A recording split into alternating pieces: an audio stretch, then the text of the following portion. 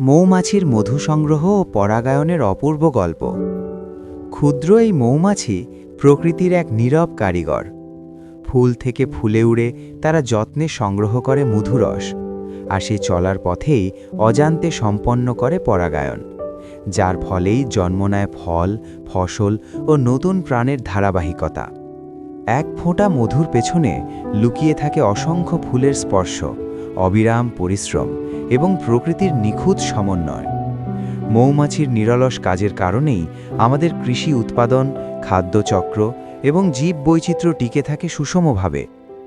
ভাবুন তো, যদি মৌমাছি না থাকত তবে অনেক ফল ফসলের উৎপাদন কমে যেত, প্রকৃতির ভারসাম্য ভেঙে পড়ত, আর জীবনের চক্র হয়ে উঠত অসম্পূর্ণ।